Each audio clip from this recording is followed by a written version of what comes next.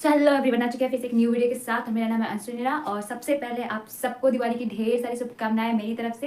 हालांकि जब तक ये वीडियो आप तक पहुंचेगा तब तक मिक्सी की आवाज़, but then also we ignore that, please ignore the music, so music not mixie का आवाज़। सो जब तक ये वीडियो आप तक पहुंचेगा तब तक दिवाली मुझे मालूम है ख़त्म हो गया होगा, पर फिर भी मेरी तरफ से आपके पूरे फैमिली को हैप्पी दिवाली। आपको तो मालूम है दिवाली और छठ पूजा बहुत पास पास में है, तो थोड़ा सा डिफरेंस, थोड़ा सा बिजीनेस तो है। तो चलो इस वीडियो में हम बात करेंगे हमारे कंट्रोल एंड कोऑर्डिनेशन का सेकंड मोस्ट इंपॉर्टेंट टॉपिक, जिसको हम एंडोक्राइन सिस्टम कहते हैं। So let's start.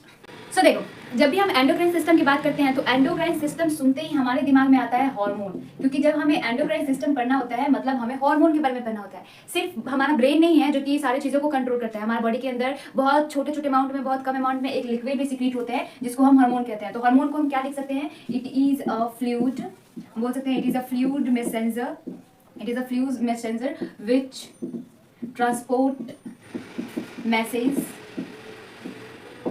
to our different part of the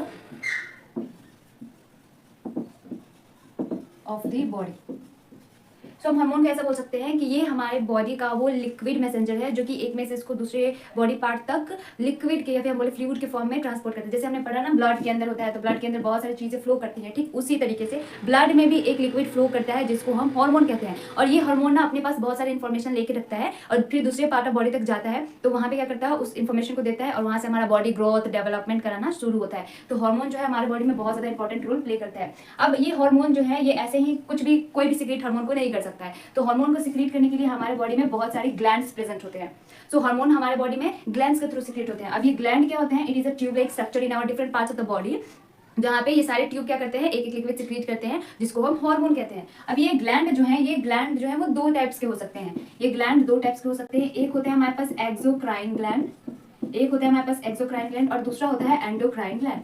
हालांकि हमें मालूम है, हम 8th क्लास में थोड़ा बहुत पढ़ लिए होते हैं हार्मोन्स के बारे में, तो हमें मालूम होता है कि ग्लैंड क्या होता है, एक्सोक्राइन ग्लैंड क्या होता है, एंडोक्राइन ग्लैंड होता है। मतलब ये हमें न्यू नहीं लगेगा, हमें लगेगा हमें कहीं ना कहीं तो सुना हुआ है। तो चलो बात करते हैं एक्सोक्राइन ग्लैंड के। तो ये ग्लैंड क्या होते हैं? ये ऐसे ग्लैंड होते हैं जिनके पास अपना स्पेशल डक्ट होता है, मतलब इनके पास अपना स्पेशल जो होगा ना ट्यूब प्रेजेंट होगा, और ये क्या करेंगे, इस ट्यूब में उस फ्लूइड को सिक्रीट करेंगे और इस ट्यूब के थ्रू क्या होगा, वो ट्रांसपोर्ट होगा एक जगह से दूसरी जगह। तो एक्सोक्राइन ग्लैंड क्या होंगे? वैसे ग्लैंड जिनके पास अपना डक्ट है, वो उस डक्ट में उस लिक्विड को सिक्रीट करते हैं। जैसे कोई भी एंजाइम हो गया हमारे बॉडी में, जैसे हम डाइजेशन में पढ़े थे बहुत सारे एंजाइम सिक्रीट हो रहे थे, तो एंजाइम ऐसे ही सिक्रीट नहीं हो जाते थे, वहाँ पे एक डक्ट स्पेशल प्रेजेंट होता था, तब वो डक्ट क्या करता था, एंजाइम सिक्रीट करता था। जैसे हम स्टमक में पढ़े, तो स्टमक में क्या पढ़े, स्टमक में पढ़े हमने कि gastric gland gastric juice secrete करते हैं, तो वो गैस्ट्रिक ग्लैंड था, तो वो स्पेशल एक डक्ट था जहाँ से गैस्ट्रिक जूस सिक्रीट हो रहे थे। तो उस टाइप के ग्लैंड को हम कहते हैं एक्सोक्राइन ग्लैंड। ये एंजाइम सिक्रीट करते हैं। जैसे हमारे बॉडी में स्वेटिंग होती है, पसीने आते हैं, तो वो स्वेट ग्लैंड से रिलीज होते हैं। तो स्वेटिंग होना भी, स्वेट जो निकल रहा है वो भी एक टाइप का लिक्विड है, तो वो निकल रहा है, तो वो भी किससे, एक ग्लैंड से ही सिक्रीट हुआ होगा जो कि एक्सोक्राइन ग्लैंड होता है। जैसे हमारे आंखों से टीयर्स निकलते हैं, तो टीयर्स भी एक टाइप का लिक्विड है, फ्लूइड है, जो कि टीयर्स ग्लैंड से निकल रहे होंगे, तो ये भी क्या होगा, एक टाइप का लिक्विड हुई है। और ये इसके पास स्पेशल डक्ट है, ये स्पेशल डक्ट से ही सिक्रीट हो रहा है और उसी डक्ट के थ्रू फ्लो भी हो रहा है। तो वैसे सारे लिक्विड्स को हम जिस ग्लैंड से वो फ्लो करते हैं या फिर रिलीज होते हैं उसको कहते हैं एक्सोक्राइन ग्लैंड। अब दूसरा आता है हमारे पास एंडोक्राइन ग्लैंड। तो एंडोक्राइन ग्लैंड को हम क्या बोल सकते हैं? ऐसा ग्लैंड जिसके पास फ्लूइड तो निकलता है पर इसके पास कोई अपना स्पेशल डक्ट नहीं होता, तो इसको कहा जाता है डक्टलेस ग्लैंड। इसको कहा जाता है डक्टलेस ग्लैंड, मतलब इसके पास अपना कोई ग्लैंड नहीं है। तो ये क्या करेगा, ये भी लिक्विड सिक्रीट करेगा, इसका काम ही है लिक्विड सिक्रीट करना, तो ये लिक्विड सिक्रीट करेगा और क्या करेगा, हमारे पास प्रेजेंट होते हैं ब्लड वेसल्स। हमने सर्कुलेशन चैप्टर में ब्लड वेसल्स के बारे में बहुत अच्छे से पढ़ा है, जिसके अंदर ब्लड फ्लो करते हैं। तो इसके अंदर ब्लड फ्लो होगा तो ये क्या करेंगे, इस लिक्विड को इस ब्लड में डायरेक्ट ट्रांसपोर्ट कर देंगे, मतलब इसी ब्लड वेसल्स में वो सिक्रीट कर देंगे। अब ये जो लिक्विड निकल रहा है, ये लिक्विड जो होगा ये इसी ब्लड के थ्रू ट्रांसपोर्ट होना शुरू हो जाएगा, और ये जो लिक्विड सिक्रीट होता है इसी को हम हार्मोन्स कहते हैं। जो वो लिक्विड, वो फ्लूइड जो कि एंडोक्राइन ग्लैंड सिक्रीट करता है ब्लड वेसल्स के अंदर, उसको हम हार्मोन्स कहते हैं। ये भी फ्लूइड होते हैं बट हम इनको हार्मोन्स नहीं कह सकते। तो आई थिंक ये समझ में होगा। अब चलते हैं आगे। सो देखो, यहाँ पे हमें एक्सोक्राइन ग्लैंड के बारे में नहीं पढ़ना है। हमारे चैप्टर कंट्रोल कोऑर्डिनेशन के अंदर जो मेन इंपॉर्टेंट रोल प्ले करता है वो हमारा एंडोक्राइन ग्लैंड है, इसीलिए हम एंडोक्राइन के बारे में ही सिर्फ पढ़ते हैं, एक्सोक्राइन के बारे में डिटेल में नहीं पढ़ते। तो सबसे पहला जो ग्लैंड आता है जो कि हार्मोन रिलीज करता है वो आता है हमारे पास, पहला आता है पिट्यूटरी ग्लैंड। सबसे पहले जो आता है वो होता है पिट्यूटरी ग्लैंड। ये प्रेजेंट कहाँ होता है? ये प्रेजेंट होता है हमारे ब्रेन के पास, हमारे ब्रेन में ये पिट्यूटरी ग्लैंड प्रेजेंट होता है। ये पिट्यूटरी ग्लैंड क्या करता है? हार्मोन रिलीज करता है। पिट्यूटरी ग्लैंड क्या करेगा?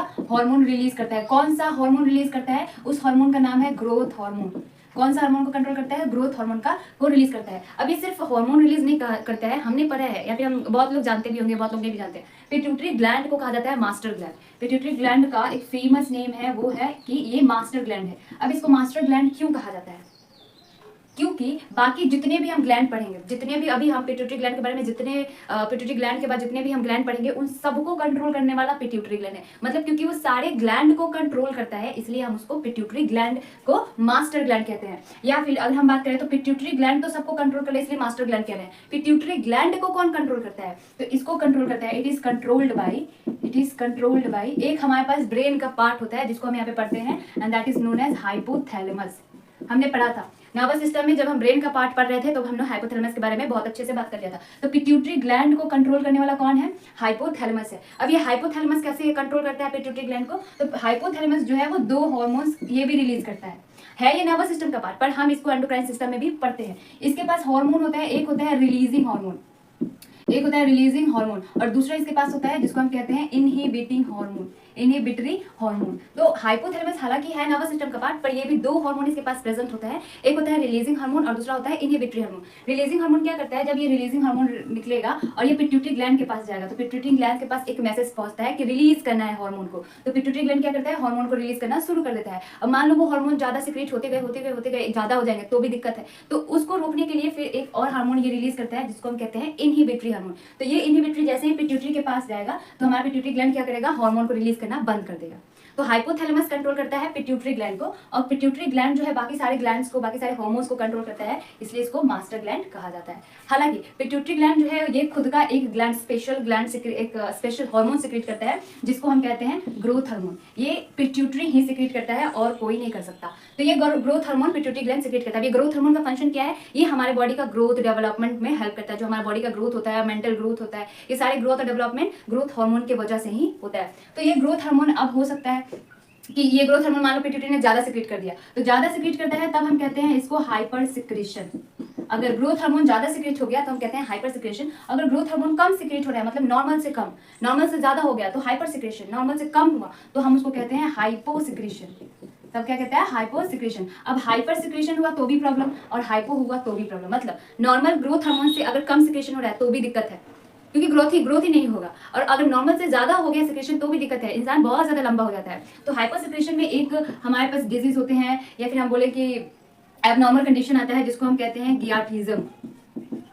इसको कहते हैं गियाटिज्म। गियाटिज्म मतलब क्या है? कि जब किसी इंसान का, किसी ह्यूमंस के अंदर नॉर्मल हाइट के बजाय बहुत ज्यादा हाइट हो, मतलब बहुत ज्यादा वो लंबा हो, तब उसको हम कहते हैं गियाटिज्म। और ये कोई अच्छी बात नहीं होता है, ये एबनॉर्मल कंडीशन होता है। क्यों? क्योंकि उसके अंदर ग्रोथ हार्मोन ज्यादा रिलीज हो गया होता है। और दूसरा कंडीशन होता है हाइपो सिक्रेशन। मतलब हाइपो मतलब अब सिक्रेशन जो है ग्रोथ हार्मोन का बहुत कम हुआ है, नॉर्मल से भी कम हुआ है, तब हम उसको कहते हैं ड्वार्फिज्म। ड्वार्फिज्म मतलब जब इंसान का, किसी भी ह्यूमंस के अंदर उसका नॉर्मल ग्रोथ के, नॉर्मल हाइट के बजाय कम हाइट हो, जिसको हम कहते हैं ड्वार्फिज्म। तो अगर ज्यादा सिक्रेशन हुआ तो भी दिक्कत होता है और कम सिक्रेशन हुआ तो भी दिक्कत होता है। तो ये हमारा पूरा बात हो जाता है पिट्यूटरी ग्लैंड के बारे में। आई थिंक पिट्यूटरी ग्लैंड समझ में आया। अब आता है हमारे पास दूसरा मेन हार्मोन दूसरा मेन ग्लैंड जिसको हम कहते हैं पीनियल ग्लैंड। अब ये पीनियल ग्लैंड क्या होता है? ये भी एक ऐसा ग्लैंड है जो कि हमारे ब्रेन के पास ही प्रेजेंट है। पिट्यूटरी ग्लैंड भी ब्रेन में ही प्रेजेंट है और पीनियल ग्लैंड भी ब्रेन के पास ही प्रेजेंट है, ब्रेन के अंदर नहीं, ब्रेन में ही प्रेजेंट है। अब पीनियल ग्लैंड क्या होता है? एक हार्मोन रिलीज करता है। अब ये कौन सा हार्मोन रिलीज करता है? एक हार्मोन होता है जिसका नाम होता है मेलेटोनिन। एक हार्मोन होता है जिसका नाम है मेलेटोनिन। हालांकि पीनियल ग्लैंड के बारे में हमारे एनसीईआरटी में बिल्कुल नहीं दिया है, एक वर्ड भी नहीं दिया है, पर क्योंकि एक ग्लैंड प्रेजेंट होता है और एक ग्लैंड होता भी है तो हमें इसको पर लेना चाहिए। तो पीनियल ग्लैंड जो होता है ना, एक हार्मोन सिक्रेट करता है जिसका नाम है मेलेटोनिन। अब ये मेलेटोनिन क्या करता है? ये हमारे मैनेज करता है स्लीपिंग वेक साइकिल को। ये मैनेज करता है स्लीपिंग वेक साइकिल। कहने का मतलब कि हम कितना घंटा सो रहे हैं, ये मेंटेन करने वाला हमारा पीनियल ग्लैंड होता है, मेलेटोनिन होता है। मतलब एक नॉर्मल इंसान को 7 घंटा से 8 घंटा सोना होता है। अगर कोई इंसान 2 से 3 घंटा ही सो रहा है तो उसका वो साइकिल बन गया कि उसको दिन में 2 घंटा सोना ही है। फिर उसका हम बोलते हैं आदत खराब है, या फिर हम बोलते हैं आदत लग गया। तो वो सोने का जो आदत लगा है वो पीनियल ग्लैंड ही कराता है। मतलब हम दिन भर में कितना बार सो रहे हैं, वो हमारा एक साइकिल बन गया, हम रोज रोज अब वही करेंगे। दिन में सो रहे हैं तो दिन में रोज सोएंगे, नहीं सोएंगे तो सर दर्द होगा, आंख दर्द होगा। तो स्लीपिंग वेक साइकिल को मेंटेन करने वाला पीनियल ग्लैंड होता है। ये हार्मोन रिलीज करता है जिसको हम कहते हैं मेलेटोनिन, और ये मेलेटोनिन हार्मोन जो होता है ये हमारे स्लीपिंग वेक साइकिल को मेंटेन करता है। सो ये 2 हार्मोन है जो कि हमारे ब्रेन में प्रेजेंट है और दोनों का फंक्शन हमने डिटेल में पढ़ लिया।